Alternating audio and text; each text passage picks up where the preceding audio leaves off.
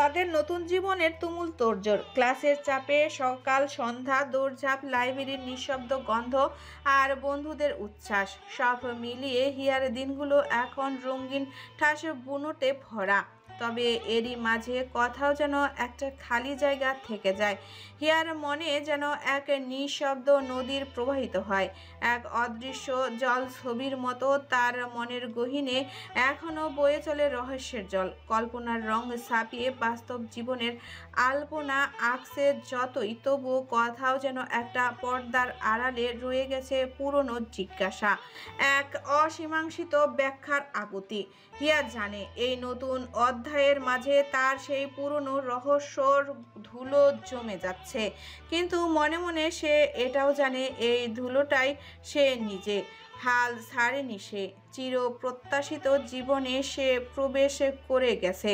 এটা কি আদৌ তার স্বপ্ন ছিল, নাকি প্রকৃতির স্বপ্ন সে নিজের চোখে দেখছে? দিনের ব্যস্ততা শেষে প্রতিদিন রাতে এ বাড়ির পুরনো বারান্দায় দাঁড়িয়ে সে শহরের ল্যাম্পপোস্টের আলো দেখে। তখন তার চোখে আবার সেই আলো ছায়া খেলা জেগে ওঠে। মনে হয় একটা স্বপ্ন ঘুরে বেড়াচ্ছে বাতাসে তার অজান্তেই। তুর্যের পাঠানো সেই কফি রঙের পাতার ডায়েরিটা আর সেই পালক লাগানো কলম এখনও তার ড্রয়ারে ঠিক মতো রাখা। এই ডায়েরির পাতাগুলো এখন ব্যস্ত হয়ে উঠেছে বিশ্ববিদ্যালয় জীবনের দিনপঞ্জিকা নিয়ে। নতুন জীবনের সাথে নামিয়ে নেওয়া লড়াইয়ের দিন কাটছে হিয়ার। তুর্যের অবস্থান শত মাইল পেরিয়ে অন্য শহরে। রাতের আকাশ বেশ মেঘলা, বৃষ্টি নামবে বলে পণ করেছে। তুর্য চুপচাপ সিগারেটের ধোঁয়া উড়াচ্ছে মেঘের ভাঁজে।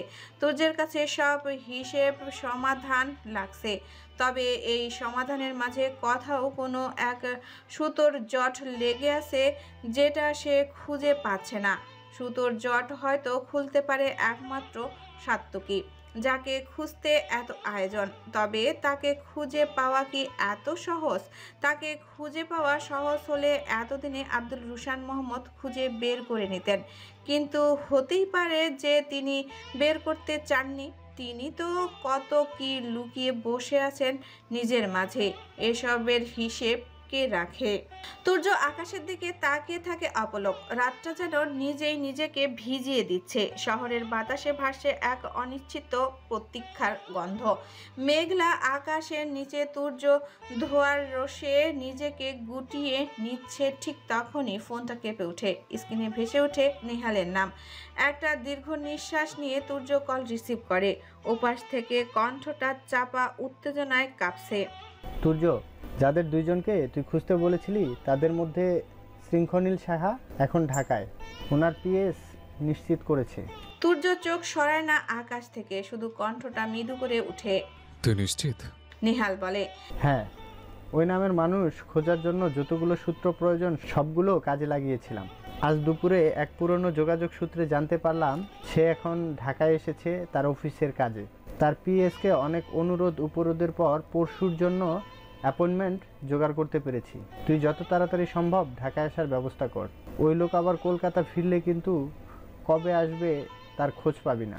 এক মুহূর্তের জন্য চারপাশ নিস্তব্ধ হয়ে যায়। তুর্যের হাতে ধরা সিগারেটটা ততক্ষণে নিঃশেষ। সে ধীরে পেছনে হেলান দেয় কাঠের চেয়ারটায়। বাতাস একটু ঠান্ডা হয়ে এসেছে। শহরের শেষ প্রান্ত থেকে যেন অচেনা সুর এসে কানে বাজছে। তুর্য ধীরে বলে ওঠে, একটা নাম থেকে কোনো মানুষ তো পাওয়া গেল, লোকটা নিজেও জানে না তাকে খুঁজতে কি কি করতে হয়েছে। নেহাল একটু চুপ করে থেকে উত্তর দেয়, তোর কি মনে হয় সেই চিঠির শঙ্খ আর এই শঙ্খনীল একই ব্যক্তি? তুর্য হালকা হেসে বলে, এসব আমি কিচ্ছু জানি না। আমি শুধু জানি আমি দুজন ব্যক্তিকে খুঁজছি, যাদের একজনের নাম শঙ্খ আর অপরজনের নাম সাত্তকী, যারা দুজন দুটো ঘুমন্ত ইতিহাস উন্মোচন করতে পারে। হয়তো যে কোনো একজনকে পেলেই সব রহস্যের সমাধান হয়ে যাবে। কিভাবে যেন প্রকৃতির আর দৌড়া একে অপরের সাথে সংযুক্ত, এখানে সবই রহস্য। নেহাল মৃদু আওয়াজে বলে, সেই সব এখন সামনাসামনি এলেই জানা যাবে। তুই আসবি কখন? তুর্য নিশ্চুপ ভেবে বলে, ভোরের প্রথম ট্রেন ধরবো। ওপাশে নেহালের গলা একদম স্থির। ঠিক আছে, তোকে অ্যাড্রেসটা পাঠিয়ে রাখছি, আমাকে জানাস। আর কিছু করতে হবে? তুর্য প্রশান্তির হাসি টেনে বলে, এসে দেখা হচ্ছে। তাদের কথোপকথন আর বাড়ে না। ফোন কেটে যায়। আকাশে এবার সত্যি বৃষ্টি নামে, নিঃশব্দ কিন্তু গভীর। রাতটা যেন বৃষ্টির ছায়া মেখে ধীরে ধীরে ভেজে ওঠে। চারপাশ নিস্তব্ধ, কেবল জানালার কাছ বেয়ে জলের রেখা নেমে আসে ধ্বনিবিহীন দীর্ঘশ্বাসের মতো। সূর্য বিছানায় গা এলিয়ে দেয়, অথচ ঘুম আসে না। তার চোখের পাতায় ঘুরছে সমস্ত রহস্যের ঘূর্ণ ধরা ইতিহাস। সূর্য নিজেকে প্রশ্ন করে, সে আসলে কি জানতে চায়? শঙ্খনীল সাহা আদতেই তহুরার সেই চিঠির শঙ্খ, নাকি প্রকৃতির সাথে সম্পর্কিত কেউ? এই শঙ্খ নীলকে খুঁজে পাওয়া গেছেই তো প্রকৃতির বাবার পুরনো বিকৃত সম্পত্তির কাগজাদি থেকে। প্রকৃতির বাড়ির কেউ কিভাবে সংযুক্ত হতে পারে তহুরার সাথে? সূর্যের সব গুলিয়ে যাচ্ছে। তার মস্তিষ্ক এসবের ঊর্ধ্বে জানতে চায় মিনুর রহমানের কি পাপ এসবের পেছনে। এই রহস্যের পেছনে সূর্য নিজের স্বার্থই ছুটছে। সে জানতে চায় এই অপূর্ণতায় তার দাদির অবদান কতটুকু। প্রহর কেটে যায়, আধো ঘুম আধো জেগে থাকা নিয়ে এক রাত শেষ। ভোরের কুয়াশায় গলিয়ে রাজশাহী থেকে ঢাকার পথে রওনা দেয় সূর্য। এবারের যাত্রাও গোপনেই বটে। ট্রেনের জানালা দিয়ে পেছনে পড়ে যায় পরিচিত দৃশ্য, আর তার হৃদয়ে জমা হয় এক রাশ অজানা আশঙ্কা। যেভাবে জলের নিচে জমা হয় কাদার মতো ভারী নিঃশব্দ। লম্বা যাত্রা শেষ। দুপুরে ঢাকায় নেমে শহরের ব্যস্ততা তাকে কিছুক্ষণে গিলে খেতে চায়, তবে সূর্য থামে না। ঘণ্টাখানেকের ভেতর সে পৌঁছে হিয়ার বিশ্ববিদ্যালয়ের গেটে। এ যেন তার অপরিকল্পিত গন্তব্য। সে তো সোজা আব্দুল রুশান মুহাম্মদের বাড়ির দিকে যেতে চেয়েছিল, তবে পথ আটকালো কি করে? হিয়া ক্যাম্পাসে বর্তমানে তার জীবনের সব থেকে বিরক্তিকর ক্লাসের শেষ বেঞ্চে বসে ট্রিনার সাথে বিশেষ অহেতুক আলোচনায় ব্যস্ত। সূর্য চায়ের টং দোকানে এক কাপ চায়ের সাথে একটা সিগারেট ধরায়। আঙ্গুল একটুখানি থেমে থাকে, তারপর ফোনটা বের করে টাইপ করে। তোর ক্যাম্পাসের চেয়ে এতটাও জঘন্য না। ফোনটা হিয়ার হাতেই ছিল। মেসেজটা আসতেই সে সাথে সাথেই সিন করে। মেসেজটা ছোট হলেও হিয়ার বুঝে উঠতে সময় লাগে খানিকটা। বার তিনেক মেসেজটা পড়ে হিয়া টাইপ করে, আপনি কি বলতে চাইছেন আপনি আমার ক্যাম্পাসে? সূর্য হাসে, গরম চায়ের কাপ পাশে রেখে টাইপ করে, খুব চা খেতে ইচ্ছে করছিল, তাই ভাবলাম আজ তোর ক্যাম্পাসের চা ট্রাই করা যাক। হিয়া নিজের মাথা চাপড়ে বলে, সূর্য ভাই, আপনি কি আগে থেকেই পাগল ছিলেন নাকি নতুন হয়েছেন? লোকেশন বলুন দ্রুত। সূর্য আসলেও নতুন পাগল। আগে এমনটা কখনোই তার দ্বারা হয়নি, আজকাল হয় খুব। সূর্য একটু দুষ্টু হেসেই লেখে, এইখানে জটলা বধা রাস্তার দুপাশে ফৌজের মতো দাঁড়িয়ে দালানগুলি, মাঝে মাঝে দু চারটে গাছ যেন সৈনিকের হাঁটুতে হেলানো সবুজ রাইফেল। ছাদে উঠে গেছে রেস্তোরাঁ, আধখানে শহর ঢেকে দেওয়া ধূসর রেল লাইন। ঘন্টায় মেট্রো আসে 6টি, আর জীবন ফেসে যায় সিগনালে। সেসব এড়িয়ে ছোট্ট টং দোকানের রং চায়ের কাপে ধোয়া উঠছে। আমিও নিঃশব্দে চায়ের কাপে প্রহর গুনছি। হিয়া বড্র বাহানায় ক্লাস থেকে বের হয়। ঠিক তখনই সূর্যের এমন মেসেজ দেখে দাঁত কিরমির করে ওঠে। প্রচণ্ড রাগে সে রিপ্লাই করে, আমি ক্লাসের বাইরে দাঁড়ানো। হেয়ালি কেন করছেন? তাড়াতাড়ি বলুন না, কিন্তু কোথায় আছেন? সূর্য যেন সফল। হিয়াকে রাগিয়ে সে নিজে খুব মজা পাচ্ছে যেন। এ রাগে আর ঘি না ঢেলে সূর্য এবার অ্যাড্রেসটা সুন্দর করে বুঝিয়ে বলে দেয়। আকাশ তখনও মেঘলা, তবে বৃষ্টির ধারা থেমেছে। আকাশে এখনো মেঘের দাগ কাটাকুটি খেলছে। কুয়াশার চাদর সরিয়ে হালকা রোদ নামতে শুরু করেছে, তবে হিয়ার কপালে এখনো ঘাম জমেছে। মনের রাগ আর কৌতূহলের টানাপোড়েনে তার পা যেন নিচ থেকে দ্রুত ছুটছে সূর্যর বর্ণনা করা চায়ের টং ঘরের দিকে। বুকের ভেতর একটা অস্থির সন্দপন। যতই সে পা ফেলে মনে হয় সময় ধীরে হয়ে আসছে। আর একটা প্রশ্ন বারবার ঘুরে ফিরে আসছে মাথায়, সূর্য ভাই এখানে কেন? এই লোকটা কি বরাবরই এমন অদ্ভুত? হুটহাট মন মর্জি মতো উড়ে বেড়ায়। হিয়া এগোয়। টং দোকানের পাশে রাখা বেঞ্চেতে বসা মুখটা হিয়ার এক জনম চেনা মুখ। তার হাতে ধরা সিগারেটের ধোঁয়া হাওয়ায় মিশে যাচ্ছে অহেতুক। পাশে রাখা এক কাপ চা, সামনের চেয়ারে আরেকটা খালি কাপ। সূর্যের চোখে সেই চিরচেনা উদাস ভঙ্গিমা। কিন্তু আজ তাতে হালকা এক ক্লান্তির ছায়া মিশে আছে, ঠিক যেন কোনো দীর্ঘ পথ পেরিয়ে এসে জিরোচ্ছে। হিয়া থমকে দাঁড়ায় এক মুহূর্ত, দুজনের চোখে চোখ পড়ে, কোনো কথা হয় না, তবুও যেন পুরো একটা উপন্যাস পড়ে ফেলা যায় সেই চোখের দৃষ্টিতে। তুর্য হালকা হাসে, গলার স্বর খুবই সোজা, কোনো রকম ভনিতা ছাড়ে জিজ্ঞেস করে, চা খাবি? হিয়া ধীরে ধীরে পা ফেলে সামনের চেয়ারে বসে পড়ে, তবে তার সামনে সম্মতি দেওয়ার আগে আরো এক কাপ গরম চা চলে আসে। তুর্য নিজ হাতে চুপচাপ হিয়ার দিকে চায়ের কাপটা এগিয়ে দেয়। হিয়া কাপটা হাতে নিয়ে বলে, আপনি কি সত্যিই শুধু চা খেতে আপনার শহর ছেড়ে আমার ক্যাম্পাসে এসেছেন? তুর্য মৃদু হাসে কিন্তু জবাব দেয় না। কয়েক সেকেন্ড চুপ থেকে সে শুধু বলে, মনে হচ্ছে তোহরাকে চিঠি দেওয়া সেই শঙ্খের খোঁজ পাওয়া গেছে। তিনি ঢাকায় আছেন এখন, আশা করছি এনেই তিনি। হিয়া চা খেতে গিয়ে যেন বিষম বাঁধালো, বড় বড় চোখে তাকিয়ে পড়ল। শঙ্খ কলকাতা থেকে বাংলাদেশে এসেছেন? আপনি তার খোঁজ পেলেন কি করে? তার ওই চিঠির ঠিকানা থেকে? তুর্য একটু সময় নেয়, এরপর বলে, চিঠি ঠিকানাটা তেমন কাজে লাগেনি, তবে বলতে পারছি না এই শঙ্খই তোহরার শঙ্খ কিনা। কিন্তু এটা শিওর যে এই শঙ্খ প্রকৃতির বাড়ির লোক। হিয়া যেন এবার আরো বেশি চমকালো, তার চোখে মুখে এই চমকপ্রদ ব্যাপারটা অদ্ভুতভাবে প্রকাশ্য। সে যেন বিশ্বাস করতে পারছে না এসব ঘটছে। এরপর নিজেকে একটু ধাতস্থ করে প্রশ্ন করে, আপনি প্রকৃতির পরিবারের লোকে কোথায় পেলেন? তুর্য হাতের সিগারেটটা পায়ে পিষে বলে, পেয়েছে, তবে এসব বাদ দে, কাল শঙ্খনীল সাহেবের সাথে দেখা করতে যেতে হবে। হিয়া এক নাগারে সিগারেটের দিকে তাকিয়ে থেকে বলে, আমিও কিন্তু যাব। নিষিদ্ধ বলে দিচ্ছি আমি। হিয়া থামাতে যায়, তাও থামে না, আবার জিজ্ঞেস করে, বড় দাদা ভাই জানেন এইসব? তুর্য খুব স্বাভাবিকভাবে বলে, কিছু জানেন, কিছু জানেন না, তবে জানার ভাগই বেশি। হিয়া এবার চুপ করে যায়। অনেকগুলো দিন হেঁটে যেন আজকের দিনে এসে দাঁড়িয়েছে তারা। হিয়ার চোখে তুর্যের মুখে স্থির থাকে, মুখটা ফ্যাকাশে, চোখের নিচে কালি, ক্লান্তি যেন গায়ে ছায়ার মতো বসে আছে। হঠাৎ করে হিয়া খুব আস্তে বলে ওঠে, আপনাকে খুব টায়ার্ড লাগছে, চলুন বাসায় যাই। তুর্য হালকা মাথা ঝাঁকায়, বোঝাতে চায় সে ঠিক আছে।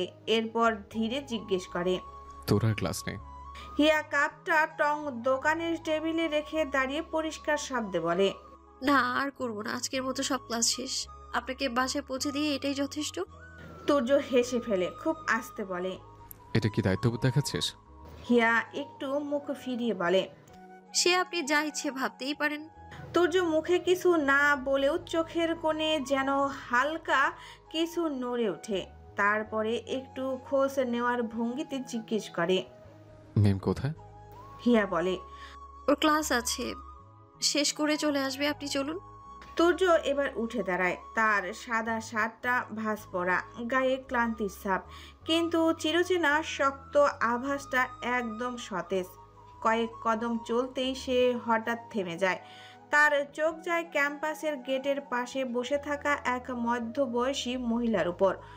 নারীটি ধবধবে সাদা এক ঝাঁক দোলন চাপার গুচ্ছ সাজিয়ে বসে আছে। তুর্য হিয়ার দিকে তাকিয়ে বলে, তুই দাঁড়া, আমি 2 মিনিট আসছি। হিয়া অবাক হয়ে তাকায়। সে কিছু বলতে যাবে তার আগেই তুর্য ধীরে পা বাড়ায় উল্টো দিকে। হিয়া এক ঝাঁক প্রশ্ন নিয়ে শুধু তাকিয়ে থাকে তুর্যের দিকে। তার চুল দমকা বাতাসে উঠছে, ক্লান্ত চোখগুলো একটু বেশি ব্যস্ত দেখায়। সে ভিড় ঠেলে এগিয়ে যায় ফুলের ছোট্ট দোকানটায়, বেছে বেছে তুলে নেয় তোরা বাঁধা দোলন চাপা। সাথে সাথে টাকা মিটিয়ে আবার সেই একই পথে ফিরে আসে তুর্য। হিয়া বিস্ময়ে শুধু দাঁড়িয়ে থাকে চুপচাপ। তুর্য ফুল হাতে তার সামনে এসে দাঁড়ালেও হিয়ার মুখে কোনো শব্দ নেই। সে যেন গুটিয়ে নিয়েছে নিজেকে। তুর্য হিয়ার এই মুখভঙ্গি দেখে মৃদু হাসে। এরপর কোনো বাড়তি শব্দ ব্যবহার না করে হিয়ার হাতে দোলন চাপার তোড়াটা তুলে দিয়ে ধীরে স্বরে বলে, দেখ, ধীরে ধীরে পৃথিবীর সব থেকে সুন্দর ফুলগুলো বাজারজাত হয়ে যাচ্ছে। অনুভূতির মতো আধুনিকতার ছোঁয়ায় কিছুদিন পর এদেরও আর খুঁজে পাওয়া যাবে না। হিয়ার মুখে কোনো শব্দ নেই, না প্রশ্ন না উত্তর। সে শুধু তাকিয়ে থাকে তুর্যের মুখের দিকে।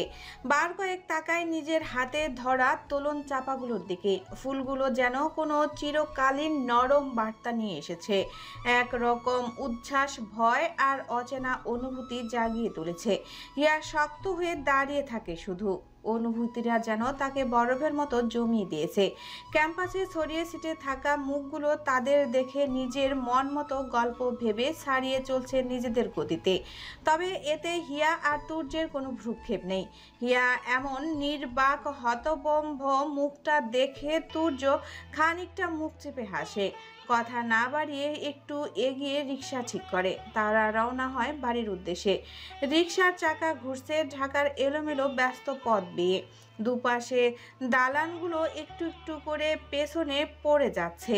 মাথার উপরের আকাশটা এখনো মেঘলা বেশ। হিয়া আর তুর্য পাশাপাশি, কেউ মুখে কিছু বলছে না, কিন্তু বাতাস যেন কান পাতলে শুনতে পায় দুজনার নিঃশব্দ কথোপকথন। তুর্য একটু গলা ছেড়ে বলে, হিয়া, সম্পর্কে টানাপোড়েনে কখন আমরা ছিলাম না। আমাদের সম্পর্কের নাম কি তাও জানি না, তবে এটা জানি তুই আমার জীবনে বহুল অর্থ বহনকারী খুব কাছের কেউ। অপ্রকাশিত কাব্য তোর বেলায় মানায়, কিন্তু প্রকাশিত সমগ্র হয়তো আমাদের যোগাযোগ কেড়ে নেয়। তুই এই শুভ্র ফুলের মতো শুদ্ধ, তাই এই দোলন চাপা তোর। একটা ঠান্ডা নীরবতা হিয়ার শরীরকে আবার হিম করে তোলে। হিয়া তুর্যের চোখে তাকিয়ে ধীরে বলে ওঠে, আপনাকে একটা প্রশ্ন করি তুর্য ভাই।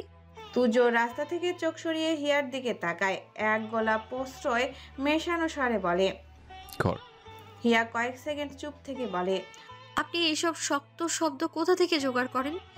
এত ভারী শব্দ, মানে ভাবনার নিচে পাথর চাপার মতো লাগে আমার। শব্দের এত ভনিতা কেন? তুর্য এক মুহূর্ত হিয়ার দিকে চুপ করে তাকিয়ে থাকে। তারপর হঠাৎ করে এক রাশ হাসি ছাড়িয়ে দেয় আকাশে। তার হাসিটা অকস্মাৎ উচ্ছ্বাসে ভরা। রিকশার সামনে গলি পর্যন্ত যেন কাঁপিয়ে তুলে। সে হাসতে হাসতেই বলে, আবার সহজ শব্দ চেনা তো কঠিন উঠেছে তোর কাছে। তবে তো বলতেই হয়, তোর সাহিত্যের জ্ঞান সব বৃথা। হিয়া বাঁকা চোখে তাকায়, ঠোঁটে হালকা রাগ মেশানো স্বরে বলে, আপনি বড্ড অদ্ভুত চরিত্র তুর্য ভাই, ঠিক সমাধান করে ওঠা যায় না। তুর্য হালকা হেসে গালটা একটুখানি নরম করে জিজ্ঞেস করে, তোর আমাকে এত সমাধান করতে হবে কেন হিয়া? হিয়া এবার আর জবাব দিতে পারে না। তুর্য যেন ইচ্ছে করেই হিয়ার প্রশ্নের লাগাম টানল। রিকশা মোড় ঘোরায়, পথ যায় আরো কিছু। তুর্য এবার দৃঢ় স্বরে বলে, আমাদের জীবন অনাকাঙ্ক্ষিত অনেক কিছুই ঘটে, আমরা চাইলে সেগুলো ফেরাতে পারি না। কিছু সময় হয়তো ফেরাতে চাইও না। আর এই না ফেরাতে চাওয়ার অনুভূতি শব্দে লুকিয়ে প্রকাশ করতে চাওয়ার কামনা থেকে শক্ত শব্দের প্রয়োগ, যতটা যা লুকানো যায়। হিয়া এবার মৃদু হেসে বলে, তবে তো আপনার অনুভূতি জানতে আপনার শক্ত শব্দের গভীর তদন্ত করতে হবে। তুর্য উত্তর দেয় না, শুধু হাসে। কিছু কিছু উত্তর না দেওয়াই হয়তো সব থেকে বড় উত্তর। রিকশার চাকা পথের সমাপ্তি টেনে দেয় পুরনো গলির কিনারায়। গন্তব্যে এসে গেছে আব্দুল রুশান মুহাম্মদের পুরনো প্রাসাদসম বাড়ি। পেঁচানো লোহার গেট, উঁচু দেওয়ালের গায়ে বেগুনি লতা ঝুলছে। বাগান বিলাসের অভিজাতের মাঝে বেগুনি লতাটা যেন পরগাছা। হিয়া গেট খুলে আগে ঢুকে, পেছনে তুর্যের বিনা নোটিশে আগমনের ব্যাপারটা আর কেউ না জানলেও আব্দুল রুশান মুহাম্মদ আগে থেকেই জানতেন। হিয়া আর এ বিষয়ে আশ্চর্য হলো না। সে বাড়িতে ঢুকেই সকলের চোখ লুকিয়ে ফুলগুলো গোপন করে নিজের ঘরে ছুটল। ঘরে ঢুকে সে দোলন চাপার তরাটা বিছানার এক কোণে রাখে। তারপর কিছুক্ষণের জন্য চুপচাপ দাঁড়িয়ে থাকে। চুলের ক্লিপটা খুলে ফেলে, ধীরে ধীরে চুল নামিয়ে দেয় কাঁধে। তারপর আয়নার সামনে বসে, নিজের চোখের গভীরতা দেখে।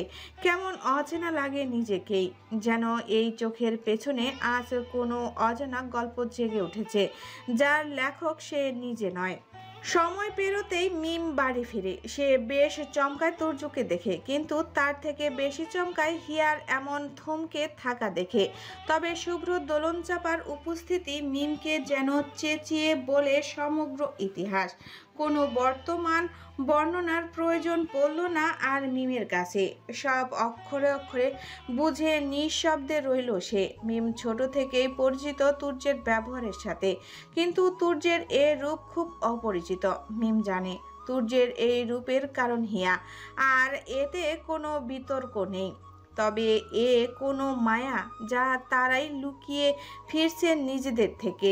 মিম সব বুঝেও যেন সময়ের উপর ছেড়ে দেয়। সে চায় না এই শুভ্র অনুভূতিতে নিজের অযাচিত হস্তক্ষেপ।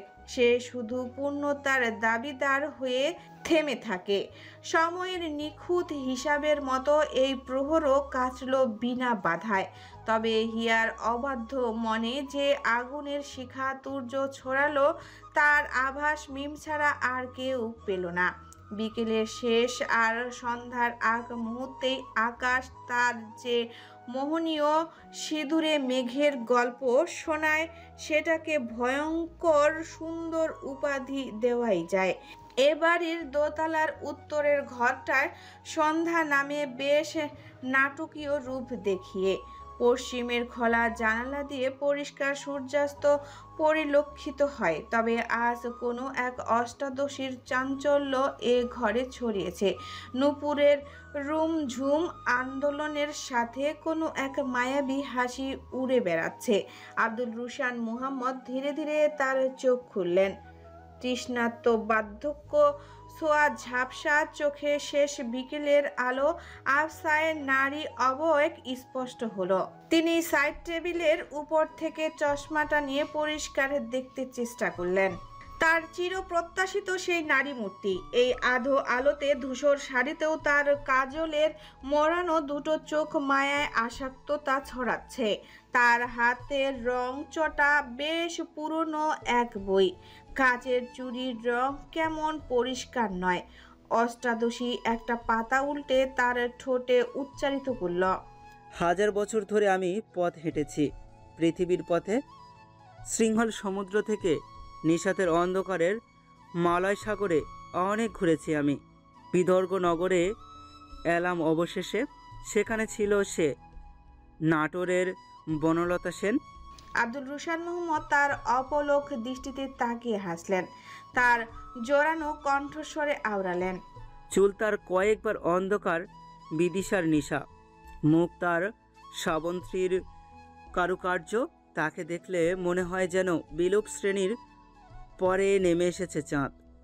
অষ্টাদশী তার ভুবন মোহিত হাসিতে ঘরটাকে আরো মোহিত করে তুলল। সে তার মোটা বিনুনি বাম কাঁধ থেকে সরিয়ে প্রশ্ন ছুড়ল, তুমি যদি কোনো কবি বা উপন্যাসিক হতে, তবে কি তুমিও আমায় নিয়ে লিখতে? আব্দুল রুশান মুহাম্মদ মলিন হাসলেন।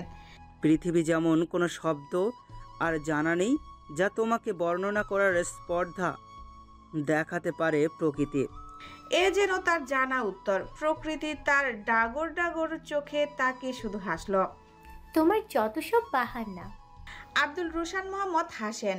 এক উবড়ে যাওয়া করফুলের মতো ধীরে ধীরে আব্দুল রুশান মোহাম্মদের চোখের সামনেই হাওয়ায় মিলিয়ে গেল চাঞ্চল্যের নারী মূর্তিটি। আব্দুল রুশান মোহাম্মদ তার অস্পষ্ট কণ্ঠে একবার আওড়ে নেন, না পাওয়া এক ধরনের পাওয়া প্রকৃতি। এই যে আমি তোমাকে পেলাম না, অথচ সারা জীবন পেতে চাইতাম। আব্দুল রুশান মোহাম্মদ থামেন। বিছানা থেকে উঠে জানালা বরাবর এগিয়ে চলেন দুই এক কদম। এরপর থমকে বলেন, প্রেয়সীকে না পাওয়ার আর্তনাদ দুরভিক্ষের থেকেও ভয়াবহ। এসব নতুন নয়। প্রায় রোজকার কিংবা খুব মাঝে মাঝেই এই অষ্টাদশী আব্দুল রুশান মুহাম্মদের অতীতের দেওয়াল ভেঙে বাস্তবতায় হানা দেয় কল্পনার রূপে। আর এই মানুষটা এইটুকুর জন্যই যেন শত শত অপেক্ষায় থাকেন দিনের পর দিন। আজকের বিকেলের মতো সূর্য এত মনোরমভাবে কখনো ডুবে যায়নি বোধহয়। এভাবে একসাথে এত চোখে, যেন প্রতিটা রং মেখে গেছে সব গল্পের গায়ে। তুর্য যে নিজের লাগাম ছাড়া অনুভূতির দাস হয়ে উঠেছে তা সে জানে।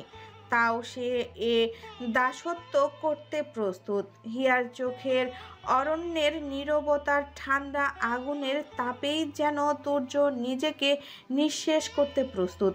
তবে এই অনুভবের স্রোতে হঠাৎ এক ধাক্কা, তুর্যের ফোনটা বেজে ওঠে।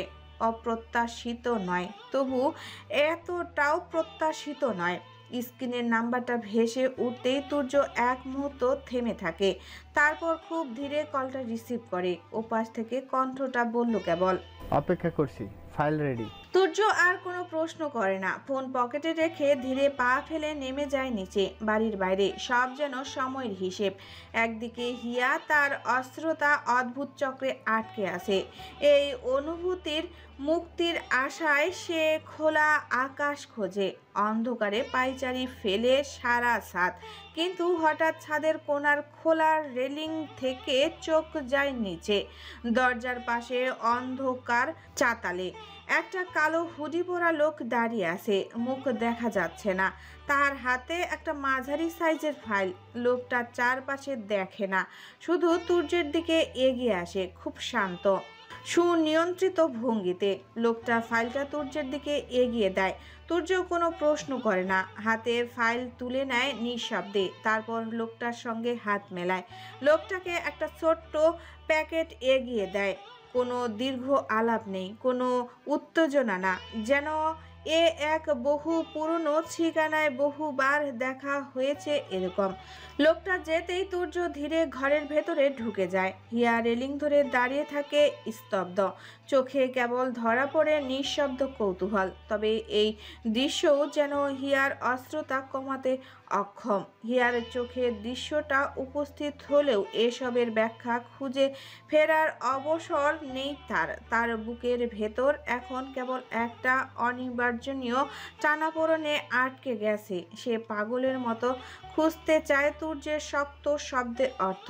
ছাদের বাতাসে দীর্ঘ সময় হেঁটে বেড়ায় হিয়া, যেন প্রতিটা পা ফেলে নিজেকে বোঝাতে চায় তার এই বিক্ষোভ, এই হঠাৎ বুক ধড়ফড় করে ওঠা, এ নির্জন সন্ধ্যার নিস্তব্ধতা, এই সবটাই কেবল এক ধরনের বিভ্রম। সন্ধ্যার চায়ের আড্ডা থেকে শুরু করে রাতের খাবার সবখানে হিয়ার উপস্থিতি যেন অনুপস্থিতির মতোই নিঃশব্দ। সে যেন কোনো এক জটিল দ্বন্দ্বের মধ্যে আটকে গেছে। তবে তার এই নীরবতা শুধু শব্দের অভাবে নয়, এই নীরবতা আসলে স্পষ্ট কোনো অনুভব, যা বোঝার যুদ্ধ চলছে। সময় বেরোয়, রাতটাও যেন হিয়ার ঘরের চার দেওয়ালে ছাড়িয়ে তার মনের দেওয়ালে ধাক্কা খেতে খেতেই গড়িয়ে যায়। বাতাসে হালকা দোলন চাপার গন্ধ, কিন্তু এই সুবাস তাকে আরো চঞ্চল করে তুলছে। সে বিছানায় শুয়ে চোখ বন্ধ করে আছে ঠিকই, কিন্তু ঘুম এসে থেমে যায় তার চোখের পাতার ধারে। তার ভেতরে চলা দ্বন্দ্বটা স্পষ্ট। সে শুধু একটুকু জানে তুর্যকে নিয়ে তার মনে এক অজানা ঝড় চলছে। রাত কেটে ভোর হয়, জানালার কাছে ধোঁয়াচিটে আলো জমতে থাকে। ঘুম না হলেও চোখ বন্ধ রেখেই একটা সদ্য বিশ্রাম নিয়ে উঠে বসে হিয়া। আজকের সকালটা তার ভেতরের বিক্ষোভকে লুকিয়ে রাখতে শেখার সকাল। সে নিজের মুখে এক টানাটান স্বাভাবিকতা মুখোশ পরে ফেলে। মিম এসব তোলপাড়ের এক নীরব দর্শক, তবে সে যেন কোনো রকম হস্তক্ষেপ করতে নারাজ। সে চায় এরা নিজেদের মতো সব গুছিয়ে নিক। এসব ভাবনার ফাঁক তুলে দুজনেই চট জলদি তৈরি হয়ে নেয় বিশ্ববিদ্যালয়ের যাবার আয়োজনে। আজ অবশ্য মনের বিরুদ্ধেই ছুটতে হচ্ছে ক্যাম্পাসের চৌকাটে। অ্যাসাইনমেন্ট জমা দেওয়ার শেষ তারিখ আজ। তাদের অবহেলায় অবশ্য এটাকে শেষ তারিখে এনে আটকিয়েছে, কিন্তু এখন আর বাহানার সময় নেই। সকালের নাস্তা খুব শান্তভাবে থামে। হিয়া তুর্যের দিকে একবারও তাকায় না। চোখাচোখি হলেই যেন তুর্য বুঝে যাবে তার মনের হাল। এই ভয়টাই তাকে স্থির ধরে রেখেছে। খুব দ্রুত খাবার শেষে ব্যাগ কাঁধে ঝুলিয়ে মিম আর হিয়া বেরিয়ে পড়ে তাদের ক্যাম্পাসের পথে। রোদটা হালকা, বাতাসে গাছের পাতা চিরচির শব্দ। হিয়া আর মিম পাশাপাশি হাঁটছে।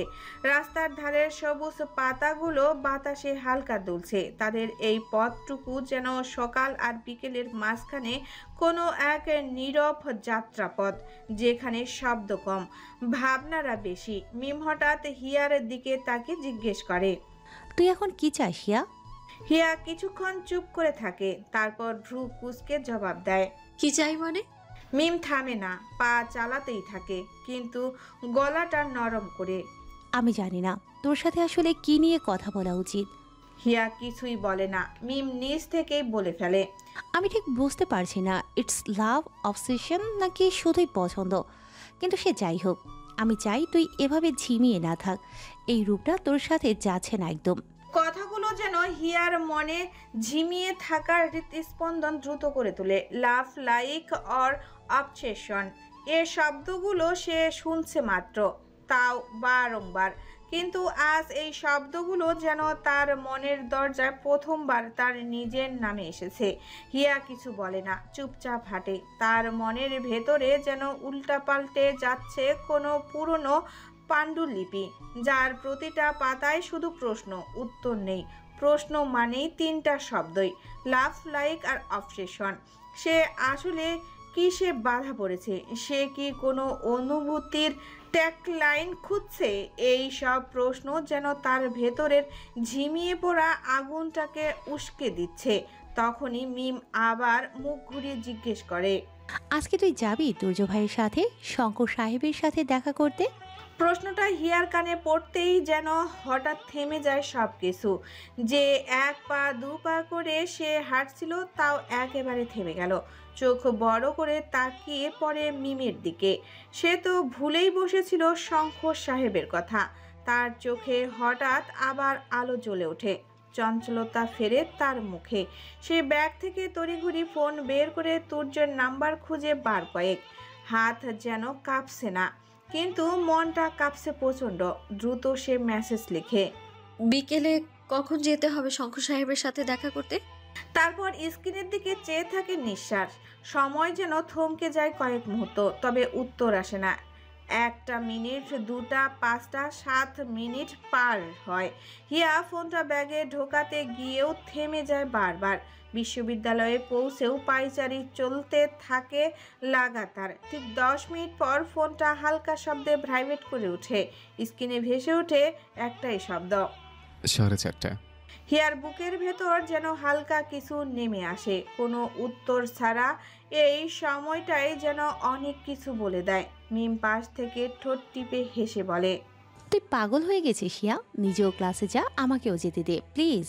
হিয়া এবার হেসে ফেলে, একটুখানি মাথা নিচু করে বলে, যা যা ক্লাসে, আজ বিকেলের অপেক্ষায় থাকতে পারছি না আমি। মিম মৃদু হেসে বলে, উনি যদি তুহুরার সঙ্গ হয় তবে অনেক কিছুই বোধহয় জানা যাবে। আমারও খুব যেতে ইচ্ছে করছে তোদের সাথে। হিয়া খুশি হয়ে বলে, চল তবে, তুর্য ভাইকে বললেই তোকেও নেবে।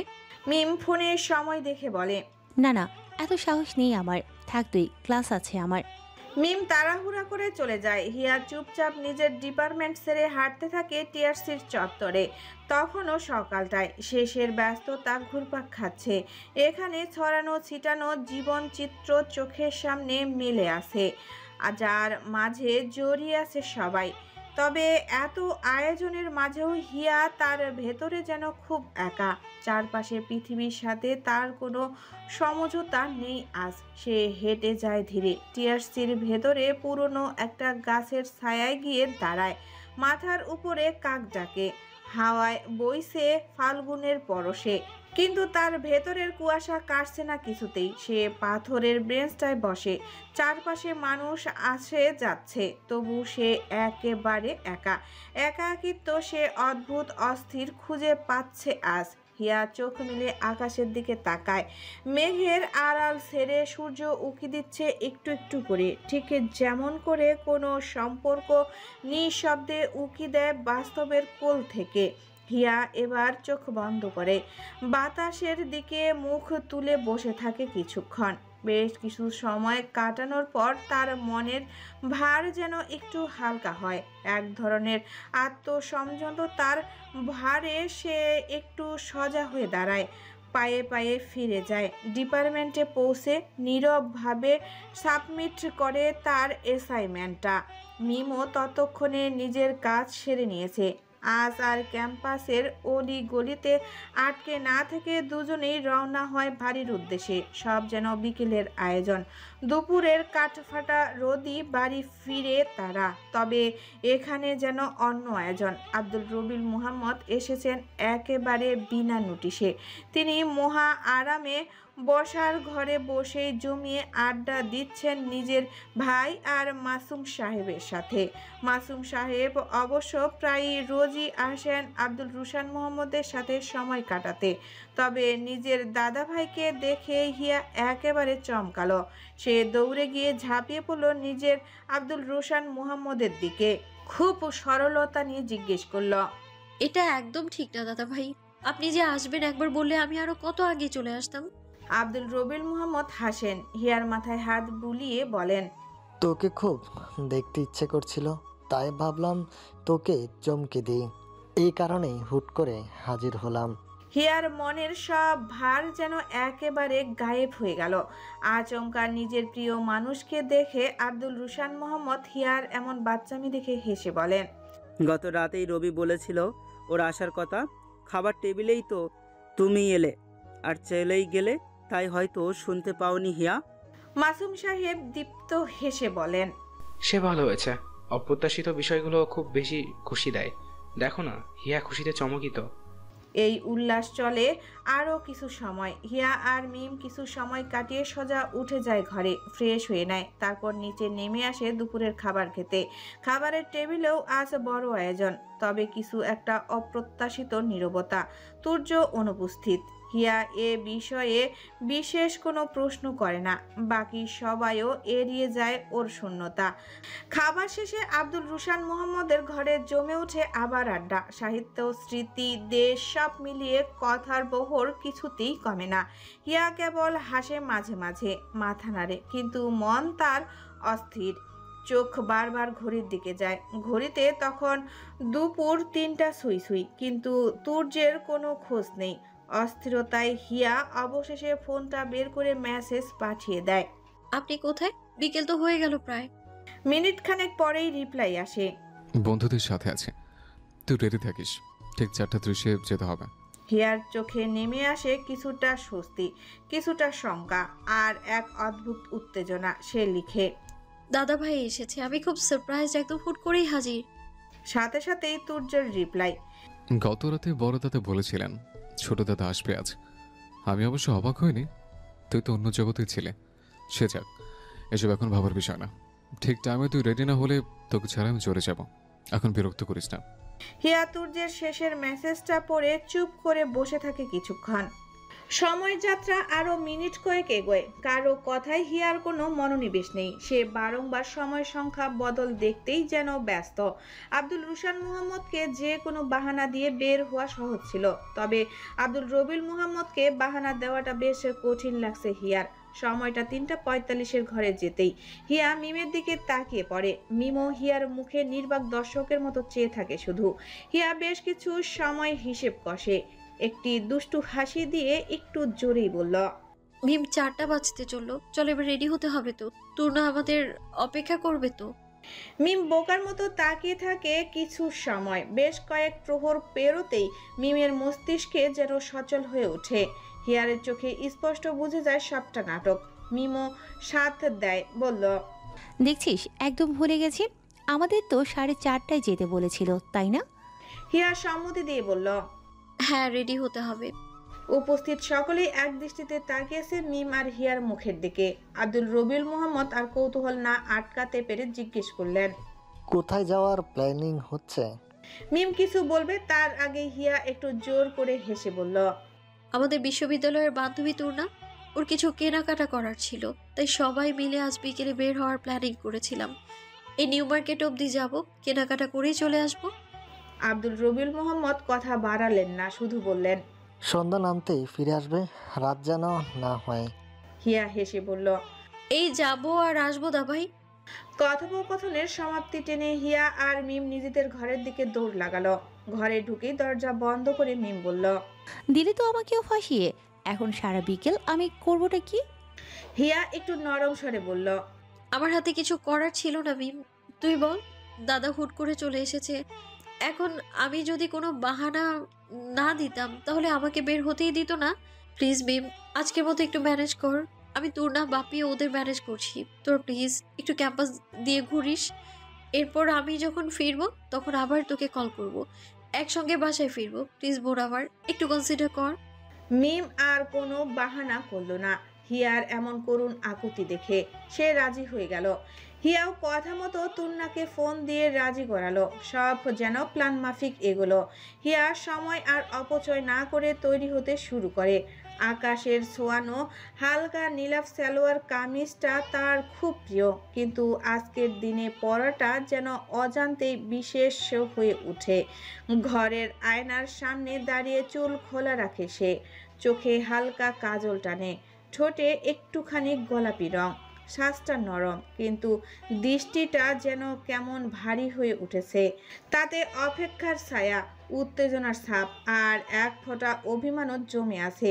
খানিক সময় যেতেই হিয়া নিজেকে প্রশ্ন করে বসে, সে কি তুর্যের জন্য সাজছে? তবে উত্তর নেই। হিয়া যেন নিজের অজান্তেই ছুটছে অন্য এক গন্তব্যে। একদিকে ঘড়িতে 4টা বাজতেই হিয়া ফোনটা ভাইব্রেট করে উঠে। স্ক্রিনে ভেসে আসে তুর্যের মেসেজ। 10 মিনিটের মাঝে নিচে এসে দাঁড়া, আমি উপরে আসবো না। মেসেজটা পড়ে ফোনটা আবার রেখে হিয়া আরও এক মুহূর্ত দাঁড়িয়ে থাকে আয়নার সামনে। নিজের চোখে নিজেকেই যাচাই করতে করতে বলে, মিম তাড়াতাড়ি কর, তুজো ভাই নিচে নামতে বলেছে, উনি উপরে আসবেন না। মিম যেন এই অপেক্ষাতেই ছিল। সে নিজের পার্সটা হাতে নিয়ে বলল, চল, আমি তো রেডি। হিয়া মিমের দিকে একবার ভালো করে তাকিয়ে দেখে মিম খুব সাদামাটা একটা কুর্তি পরে চুলগুলো কোনো রকম মাথার উপর ম্যাসিভ বান্ড করে রেডি। হিয়া নিজের মাথায় হাত দিয়ে বলল, মিম, আমরা নিচে পেঁয়াজ তরকারি কিনতে যাচ্ছি না, ঘুরতে যাব বলেছি বাড়ির সবাইকে। ঠিক আছে, আমি একটা কাজে যাচ্ছি, কিন্তু তুই তো আসলেও ঘুরতে যাচ্ছিস, অন্তত একটু তো ভালো করে যা। মিম ভ্রু কুঁচকে বলল, দেখ, তুই ঢের ভালো। এই গরমে মানুষ বাঁচে না মানুষের জন্য। আর এসেছে ভালো করে যাওয়া নিয়ে বলতে। দাঁড়া, তোর মনের আশা পূরণ করতে চোখে সুন্দর করে কাজল দিয়ে নিয়েছি, হবে তো তাহলে। আর আমার ফোনের ক্যামেরা খুব জোস, যেভাবেই যাই সেলফি ঝাঁকানাকা আসবে, তাই সাজের এত প্যারা নেই। আর যদি তাও ঝামেলা হয় তবে ফিল্টার তো আছেই। আধুনিক যুগে এই তো শান্তি আর শান্তি। হিয়া মিমের এমন কথায় শুধু হাসে। সে যেন নির্বাক। মিমের কাজল দেওয়া শেষ হলে আর কথা না বাড়িয়ে দুজনেই বেরিয়ে পড়ে বাড়ি থেকে। বাড়ির মেন গেট পেরিয়ে একটু দূরে তুর্য অপেক্ষা করছে here. Meme R Hiya gate পেরিয়ে দেখে চোখের সানগ্লাস, হাতে ফোন, গায়ে হালকা নেভি ব্লু শার্ট জড়ানো তুর্য দাঁড়িয়ে আছে অপেক্ষায়। মিম তুর্যকে দেখে মৃদু হেসে ফিসফিস করে হিয়াকে বলল, তোরা কি প্ল্যানিং করে একই রং পরে বেরিয়েছিস নাকি? হিয়া দাঁতে দাঁত চেপে বলল, একদম মজা নিস না, কোথায় একই রং? তুজো ভাই ওটা নেভি ব্লু আর আমার এটা স্কাই ব্লু। মিম আরও একটু মজা নিয়ে বলল, আহা, রাখছিস কেন? তোদের কালার চয়েস একেবারেই সেম। সে ব্লুর আগে যাই থাকুক, ব্লু তো ব্লুই হয়। হিয়া আর কিছু বলে না, শুধু রাগে কটমট চোখে মিমের দিকে তাকায়। একটু এগোতেই তুর্যের নজর ওদের উপরে যায়। সে তাকাতেই তার চোখের উপরের চশমাটা যেন আর কিছুটা ঢাকা দিতে পারে না। সে হিয়ার দিকে তাকিয়ে থাকে অচেনা এক ঘোরে। হিয়ার চুলে হালকা হাওয়া লেগে লম্বা চুলগুলো ঢলে পড়ে বড্ড অনমনে। চোখের পাপড়িতে কপালের কাটা চুলগুলো এসে পড়তেই হিয়া খুব যত্নে চুলগুলো সরাতে থাকে।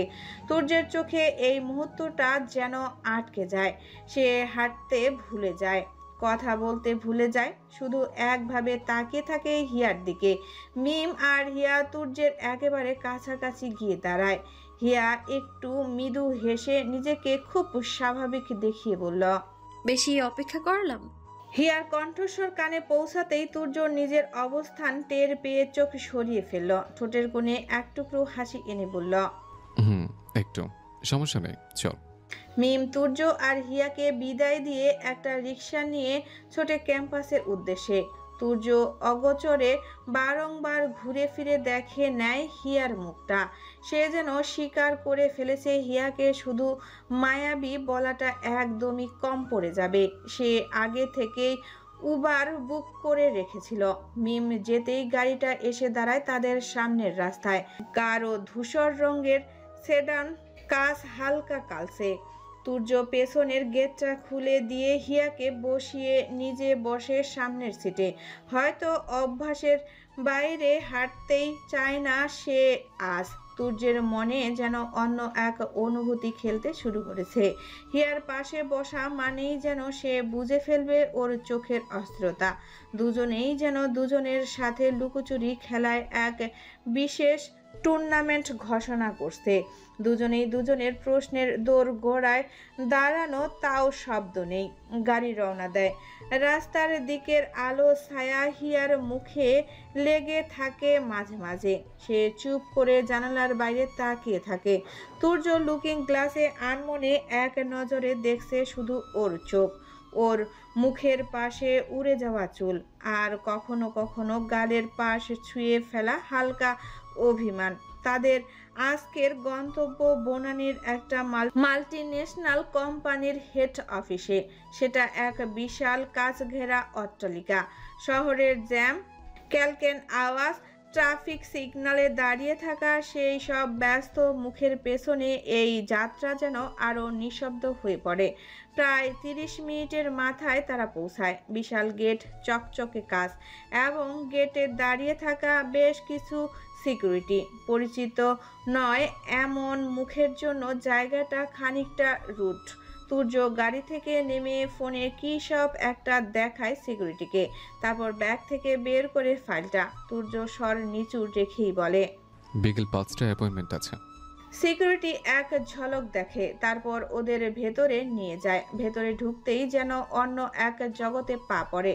শীতল বাতাস, নিঃশব্দ ফ্লোর, সামনে রিসিপশনের ডেস্ক। রিসিপশনের সামনেই আবার পরিচয় চেকিং এবং নাম এন্ট্রি হয়। শঙ্খ সাহেবের অ্যাসিস্ট্যান্টের ফোনে কথা বলে নিশ্চিত হয়, তারপর বলে, Sir is in a meeting. Please wait for a few minutes in the long way. তাদের নিয়ে যাওয়া হয় এক ছোট্ট কিন্তু রুচিশীল লাউঞ্জে। কাচের ওপারে দেখা যায় গাছ, শহরের ট্রাফিক আর দূরে আকাশে ভাসতে থাকা বিকেলের রোদ। তুর্য বসে পড়ে। হিয়া বসে, কিন্তু তার হাত দুটো জড়িয়ে থাকে নিজের ব্যাগের চারপাশে। ভেতরে চাপা উত্তেজনা, চাপা শ্বাস। সে জানে এই বিকেলটা শুধু একটা সাক্ষাৎ নয়, এই বিকেলটাই হয়তো রহস্যের অনেক অজানা কুশল বিন্যাস বদলে দিবে। তুর্য হিয়ার চেহারায় অনেকক্ষণ পর্যবেক্ষণ করে, একটু ঝুঁকে বলল, নার্ভাস? হিয়া চোখ সরিয়ে জানালার বাইরে তাকিয়ে বলল, নার্ভাস না, ঠিক একটু বেশি এক্সাইটমেন্ট কাজ করছে। তুর্য আর কিছু না বলে শুধু তাকিয়ে থাকে। সামনে রাখা কাচের জার থেকে আলো পড়ে হিয়ার হাতে। তার নীল রঙের কামিজটা যেন আলোর মধ্যে একটু বেশি জ্বলছে। ওরা অপেক্ষা করছে। বাইরে হালকা সুরে বাজছে একটি জ্যাজ মিউজিক। লাউঞ্জে নিঃশব্দ রেশ কেটে যাওয়ার আগেই সামনে এক সুদর্শক কাচের দরজা খুলে যায় নিঃশব্দে। একজন স্যুট পরা অফিস অ্যাসিস্ট্যান্টের নরম কণ্ঠে বলল, Mr. Shakuntanil, sir will see you now. This way, please. Turjo হালকা মাথা নাড়ে। হিয়া একবার নিঃশ্বাস চেপে ধরে উঠে দাঁড়ালো। তারা দুজন ধীর পায়ে হাঁটতে শুরু করে কর্পোরেট করিডোরের নিঃশব্দ পথে, যেখানে কাঁচ আর কাঠ মিলেমিশে সৃষ্টি করেছে এক আধুনিক মার্জিত সৌন্দর্য। দেওয়ালে ঝুলে থাকা বিমূর্ত শিল্পকর্মগুলো যেন প্রতিটি পথচারীকে কিছু বলতে চায়, কিন্তু জোর করে কিছুই বলে না। কয়েক কদম ফেলতেই একটু পরেই তারা পৌঁছে যায় শঙ্খ সাহেবের কেবিনের সামনে। ভেতরে ঢুকতেই চোখে পড়ে এক অনন্য দৃশ্য। দেওয়ালের এক পাশ জুড়ে বইয়ের তাক, আর এক পাশে বড় একটা কাচের জানালা। সেখানে আকাশের আলো ঢুকে পড়ছে প্রশান্তির মতো। ঘরের মাঝখানে রাখা দৃষ্টিনন্দন ডেস্কের এক পাশে লেদার চেয়ার আর আরেক পাশে বসার জন্য নিঃশব্দ আরামদায়ক সোফা। সেই ডেস্কের পেছনে বসে আছেন একজন 60 বছরের কাছাকাছি বছরের ব্যক্তি।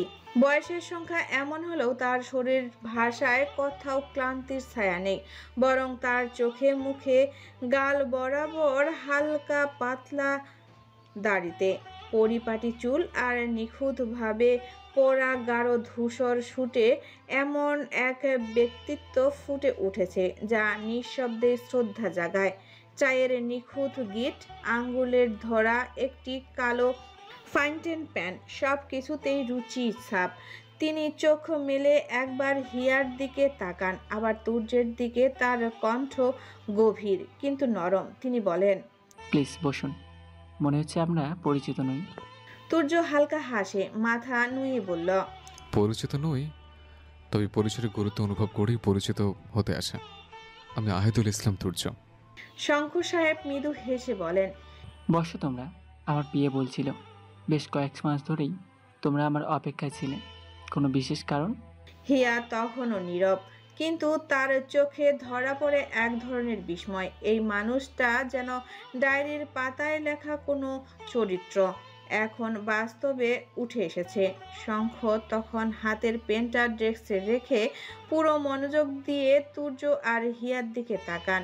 তিনি সোজা হয়ে বসে বলেন, আমি অপেক্ষায় আছি, তোমরা শুরু করো।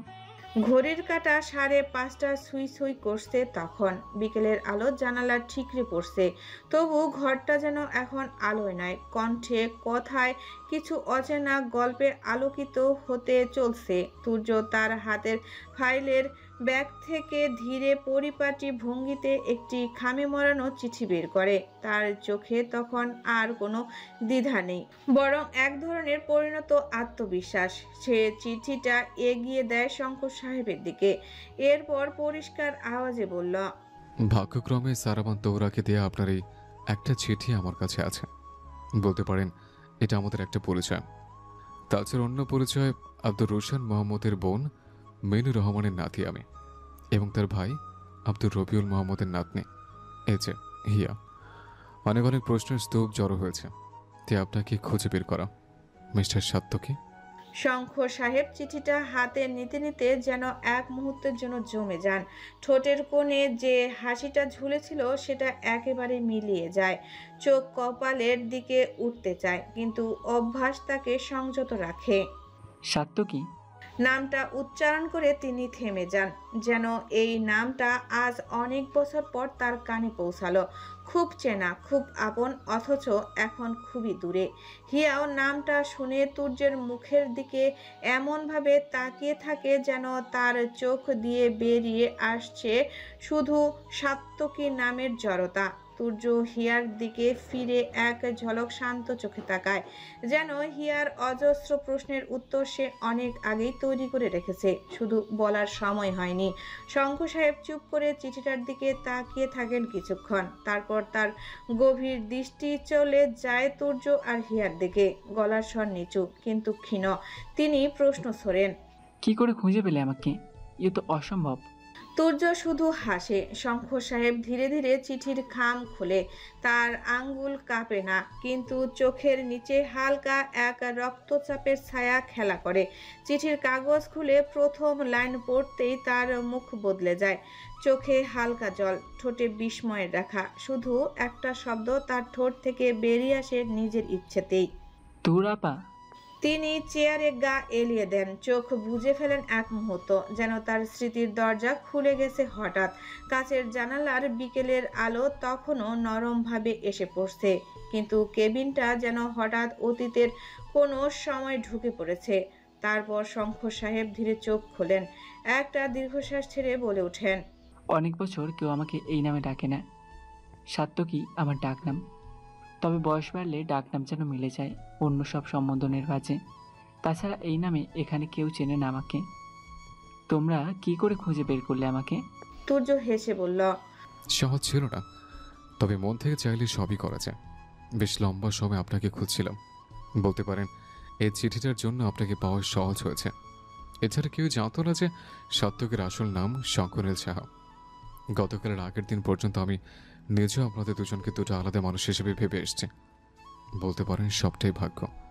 শঙ্খ সাহেব তার কৌতূহল যেন থামাতে পারছিল না। তিনি নিখুঁতভাবে চিঠিটা দেখতে থাকেন। তাদের কথোপকথনের মাঝে হিয়া যেন অহেতুক অস্বস্তি। তার মুখ ফ্যাকাশে।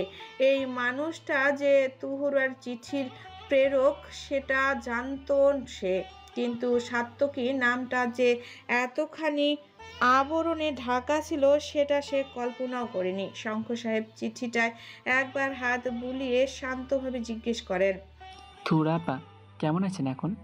একটু থেমে তিনি হিয়ার দিকে তাকিয়ে বলেন, তুমি তাহলে তোরা আপার নাতনি? হিয়া কিছু বলতে যাবে তার আগে তুর্য বলে, তিনি অনেক আগেই মারা গেছেন।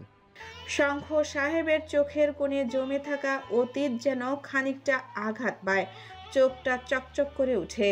তুর্য কিছুক্ষণ চুপ করে থাকে, তার দৃষ্টিতে এক ধরনের দ্বন্দ্ব, যেন শত প্রশ্ন জমে আছে বুকের ভিতর, কিন্তু কোনটা আগে করবে তা নিজেই বুঝে উঠতে পারছে না। প্রতিটি প্রশ্ন যেন এক একটি গিট, আর সুতোগুলো জড়িয়ে গেছে আবেগ, ইতিহাস আর অজানা ব্যথার মাঝে।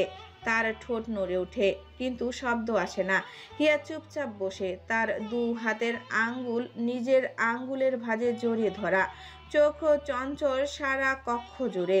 তার কাছে এই পুরো পরিস্থিতিটা এখনো স্বপ্নের মতো অবিশ্বাস্য। এতদিন যাকে তারা কেবল এক চিঠির পাতায় আবিষ্কার করেছে, যার নাম শুধুই একটা কাহিনীর অব্যক্ত চরিত্র ছিল, যাকে খুঁজতে খুঁজতে ক্লান্ত সবাই, সেই মানুষটা এখন সামনে বসে আছে রক্ত মাংসের বাস্তবতায়। প্রকৃতির ভাই সাত্তকী, এই মানুষটি, সে যেন সব সত্যতা নিয়ে পাড়িয়েছিল যুগের পর যুগ। সাত্তকী সাহেব ধীরে গভীর চোখে তাকান তুর্যের দিকে, তারপর হালকা গলার স্বরে জিজ্ঞেস করেন, রোশন ভাই কেমন আছেন? শেষবার কবে যে দেখেছি তাও মনে নেই। তুর্য মাথা নাড়িয়ে এক চিলতে হাসি দিয়ে বলল, ভালো আছেন। উনি যদি জানতেন শঙ্খে আসলে সাত্তকী, তাহলে অবশ্যই আজ আসতেন। আপনাকে খুঁজতে মানুষটা অনেক কষ্ট করেছেন। সাত্তকী হেসে ফেলেন, কপালের ভাঁজটা যেন এক মুহূর্তে অতীতে ফিরে যায়। তারপর হঠাৎ মুখ খুলে বলেন, আর মিনু, সেও তো নিশ্চয়ই এখন বুড়ি হয়ে গেছে, দিন তো আর কম পেরোয়নি। তুর্য এবার একটু হেসে ফেলে। মিনুর রহমান আর সাত্তকীর বাল্যপ্রেমের কাহিনী তো আর তাদের অগোচরে নেই। সময় ফুরিয়েও যেন কোথাও ঝুলে আছে এখনো। তুর্য নিজের ফোনে মিনু রহমানের সাথে তার তোলা একটা ছবি সাত্তকীর দিকে এগিয়ে দিয়ে বলল, বয়স তো সংখ্যা মাত্র, দাদি আমার এখনো সুন্দরী। তিনি চোখ মেলে তাকান ছবিটার দিকে, এক অযাচিত সুখ যেন তার চোখের কোণে খেলে যাচ্ছে। হিয়া একধানে তাকিয়ে থাকে তার চোখে ওই জ্বলে ওঠা আভার দিকে। আসলে কি মানুষ তার প্রথম প্রেম কোনোদিনও ভোলে না? এই প্রশ্ন হিয়ার মস্তিষ্কে এসে ছয়। এক পলকহীন নজরে মিনুর রহমানের ছবিখানা দেখতে থাকেন সাত্তকী। সামান্য সময় পেরিয়ে ফোনটা তুর্যকে ফিরিয়ে দেন। কিছুক্ষণ নীরবতা, বাতাসে ভেসে বেড়ায় এসেন্সিয়াল অয়েলের খুব দুর্বল সুবাস। অফিসের অতিরিক্ত পরিপাটি নীরবতা যেন এই অতীতের স্মৃতিকে আরো গাঢ় করে তোলে। তুর্য এবার ভেতর থেকে একটু সামলে সরাসরি প্রশ্ন করে, আপনার বোন প্রকৃতি এখন কোথায় আছে? বিশেষ করে তাকে খোঁজের এত আয়োজন। এই প্রশ্নটা যেন পুরো ঘরটার চমকতা বদলে দেয়। সাত্তকী তুর্যের করা এই প্রশ্নটা যেন ঠিক পরিষ্কারভাবে বুঝতে পারে না। তার চোখে মুখে ভেসে ওঠে এক অদ্ভুত প্রশ্ন, তার কণ্ঠে এক ধরনের ধীরে আসা বিভ্রান্তি, যার শিকড় অনেক গভীরে গিয়ে ঠেকে। মস্তিষ্ক থেকে সে প্রশ্ন কণ্ঠস্বরে আসে, ঠিক বুঝতে পারলাম না, বর্দি ভাইকে কেন খুঁজছো? মানে কি কারণে? তুর্য এবার গলা একটু সরল রাখলেও শব্দ স্পষ্ট হয়। সে ধীরে বলল, প্রকৃতিকে রোশন খুঁজছেন। যুদ্ধ থেকে ফেরার পর থেকে এতগুলো বছর ধরে তিনি পাগলের মতো করে খুঁজছেন আপনার বোনকে। এই কথা শোনা মাত্রই সাত্তকীর চোখ যেন আরো স্থির হয়ে যায়। তার সমস্ত অভ্যস্ত গাম্ভীর্যের আড়ালে যেন দোলা দিয়ে ওঠে হালকা এক কাঁপন। তিনি নিজেই নিজের সোজা হয়ে বসে থাকা ভঙ্গিমাটা একটু এলোমেলো করেন, হাতের আঙ্গুল একে অপরের সঙ্গে জড়িয়ে ফেলেন, নিজেকেই যেন বলে ওঠেন, রোশন ভাই খুঁজছেন? তিনি যেন বিশ্বাস করতে পারছেন না কিছুই। এক গভীর সংশয় তাকে জাপটে ধরে। তিনি একটু সময় নিয়ে বলেন, কিন্তু কিসের জন্য খুঁজছেন? আমি তো নিজের হাতে বর্দি ভাইয়ের ডায়েরি আর সেই চিঠি দিয়ে এসেছিলাম মিনুর হাতে। সেই চিঠিতে তো পরিষ্কার লেখা ছিল প্রকৃতি কোথায়, কেন। এমনকি তোরা আপার সাথেও তো বর্দি ভাইয়ের ডায়েরির সূত্রেই আমার পরিচয়। সবাই সবটা জানার পরেও খোঁজেন? তুর্য এবার গলার স্বর একটু নিচু করে, কিন্তু স্পষ্ট উচ্চারণে বলে ওঠে, খোঁজেন। আপনি সেদিন ডায়েরিটা দাদিকে দিয়ে এলেও সেই ডায়েরিটার সন্ধান বড় দাদা পেয়েছেন এ মাস 2 আগে। দাদি থেকে নাকি ডায়েরিটা হারিয়ে যায়, তাই তিনি এই বিষয়ে কিছু বড় দাদাকে জানিয়েছিলেন না। হঠাৎ এত বছর পর চিলেকোঠা থেকে ডায়েরিটা আবিষ্কার হয়, তবে শেষের গুটি কয়েক পাতা নিখোঁজ। কেউ ইচ্ছে করে ছেড়ে নিয়েছে, তাই ডায়েরির শেষটা পরিষ্কার নয়। হিয়া এবার ধীরে তার চোখ তুলে তাকায় সাত্তকীর দিকে। চেয়ার থেকে সামান্য এগিয়ে এসে সে যেন একটা নীরব প্রশ্ন করতে চায়, যা উচ্চারিত হয় না, কিন্তু বাতাসে অনুনয়ের মতো ঝুলে থাকে। সাত্তকী যেন কোনোভাবে বিষয়টা বিশ্বাস করতে পারছেন না। কিছু একটা ভেবে তিনি বলেন,